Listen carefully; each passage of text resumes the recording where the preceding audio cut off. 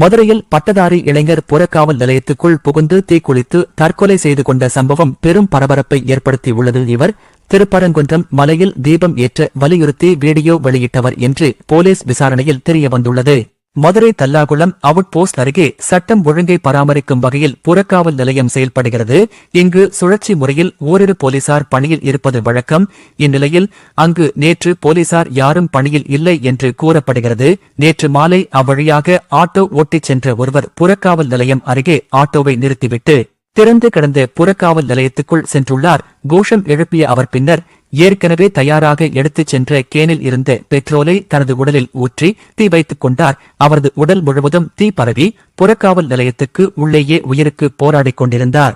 அவரது அலறல் சப்தத்தை கேட்டு பதறிப்போன வாகன ஓட்டிகளும் பேருந்துக்காக காத்திருந்த பயணிகளும் அங்கு சென்று புறக்காவல் நிலையத்தில் இருந்த தண்ணீரை அவர் மீது ஊற்றி தீயை அணைத்தனர். எனினும் பலத்த தீக்காயமடைந்திருந்த அவர் அந்த இடத்திலேயே பரிதாபமாக உயிரிழந்தார்.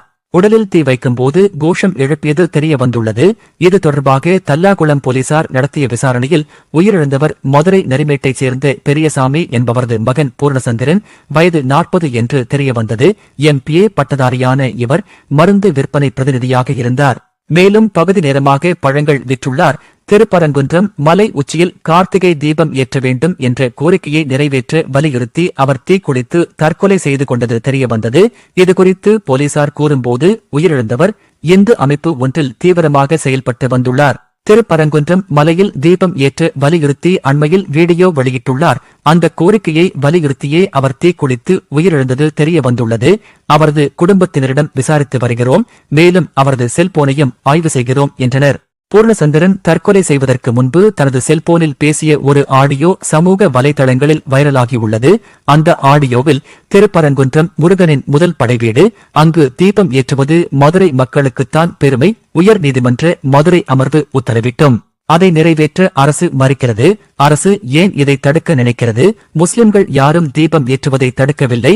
என்னுடன் ஏராளமான முஸ்லிம் நண்பர்கள் படித்தனர். மதுரை மக்களிடையே கலவரத்தை தூண்ட நினைக்கின்றனர். மன்னித்து விடுங்கள். ஓர் இந்துவாக தீபம் ஏற்றாமல் இருப்பது மன வருத்தத்தை அளிக்கிறது. கடவுள் இல்லை என்று கூறும் பெரியார் சிலை முன் தற்கொலை செய்து கொள்ளப் போகிறேன். 2026ஆம் ஆண்டிலாவது தீபம் ஏற்ற வேண்டும். எனக்கு இனியா, சிவனேஷ் என்ற குழந்தைகள் உள்ளனர். மனைவி, குழந்தைகள் என்னை மன்னித்து விடுங்கள் என்று கூறியுள்ளார். தற்போது இந்த ஆடியோ சமூக வலைதளங்களில் வைரலாகி வருகிறது.